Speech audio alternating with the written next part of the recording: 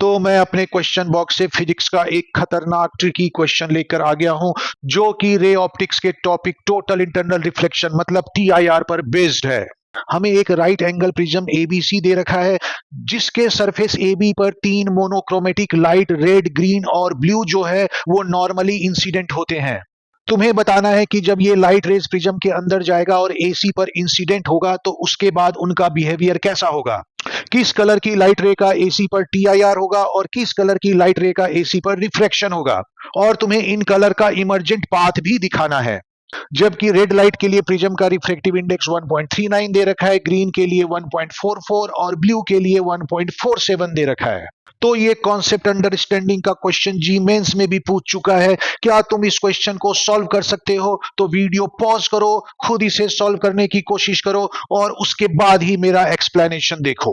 इसका सॉल्यूशन इस कॉन्सेप्ट पर बेस्ड है कि एबी पर जो ये तीनों लाइट रेज हैं वो नॉर्मली इंसिडेंट हो रही हैं, मतलब अलोंग द नॉर्मल है, इसलिए इनका रिफ्लेक्शन नहीं होगा और ये प्रिज्म के अंदर स्ट्रेट लाइन में मूव करेंगी। और जब वो साइड एसी पर इंसिडेंट होंगी तो एसी पर पॉइंट ऑफ इंसिडेंस पर मैंने नॉर्मल ड्रॉ कर दिया है। क्योंकि ये राइट आइसोसेलेस प्रिज्म है इसलिए ये एंगल 45 डिग्री होगा, और क्योंकि ये लाइट रेज एबी पर परपेंडिकुलर है और बीसी भी एबी पर परपेंडिकुलर है इसलिए लाइट रेज बीसी के पैरेलल होगा।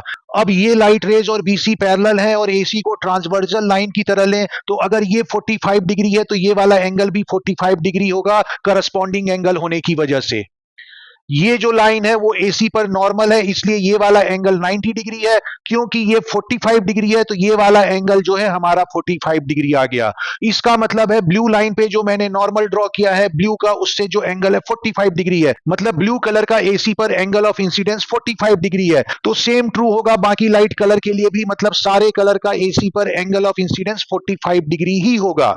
अब हम देखते हैं कि किस कलर का टीआईआर होगा और किस कलर का नहीं होगा। तो किसी लाइट रे के टीआईआर के लिए कंडीशन है कि उस लाइट रे का जो इंटरफेस पे एंगल ऑफ इंसिडेंस है उस लाइट रे का डेंसर मीडियम में जो क्रिटिकल एंगल है उससे बड़ा होना चाहिए, तभी टीआईआर होगा। क्योंकि आई ग्रेटर देन सी है तो दोनों तरफ हम साइन ले लें तो साइन आई ग्रेटर देन साइन सी होगा। क्योंकि साइन फर्स्ट क्वाड्रेंट में इंक्रीजिंग फंक्शन है तो जो एंगल की इनइक्विलिटी है वही इनइक्विलिटी साइन लेने के बाद भी बनी रहेगी। अब हम दोनों तरफ रेसिप्रोकल कर देते हैं तो रेसिप्रोकल करने के बाद जो है इनइक्विलिटी अपना साइन चेंज कर लेता है, इसलिए 1 अपॉन साइन आई लेस देन 1 अपॉन साइन सी होगा।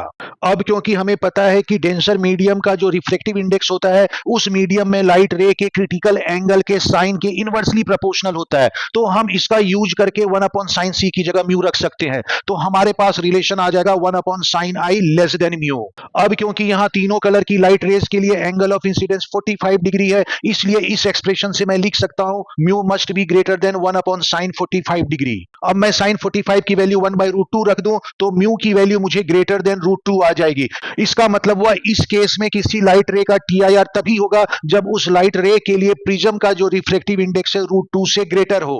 क्योंकि √2 की वैल्यू 1.412 होती है तो उस लाइट रेज के लिए अगर प्रिज्म का रिफ्लेक्टिव इंडेक्स 1.412 से बड़ा होगा तो उसका टीआईआर हो जाएगा। अब हम यहां पर देखते हैं कि ग्रीन और ब्लू लाइट के लिए प्रिज्म का जो रिफ्लेक्टिव इंडेक्स है 1.412 से ग्रेटर है, इसलिए ग्रीन और ब्लू का जो है टीआईआर हो जाएगा। जबकि रेड के लिए प्रिज्म का रिफ्लेक्टिव इंडेक्स 1.412 से कम है इसलिए इसका रिफ्लेक्शन होगा। तो टीआईआर होने के बाद ब्लू और ग्रीन जो है रिफ्लेक्शन लॉ को फॉलो करेंगे।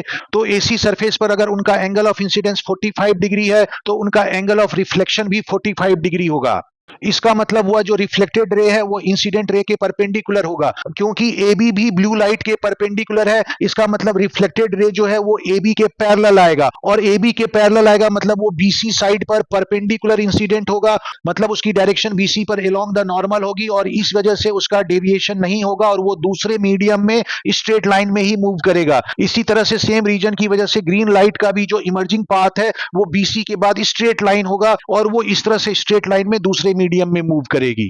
जबकि रेड कलर का यहां पर रिफ्रैक्शन हो जाएगा और वो दूसरे मीडियम जिसको कि हमने एयर एज्यूम किया है उसमें मूव कर जाएगा, और क्योंकि वो डेंसर से रेयर में जा रहा है तो it will bends away from the normal, मतलब उसका रिफ्लेक्शन इस तरह से होगा दूसरे मीडियम में और वो ऐसे मूव कर जाएगी और ये उनका इमर्जेंट पाथ बन जाएगा। यहां पर हमने प्रिज्म के बाहर का मीडियम एयर एज्यूम किया है।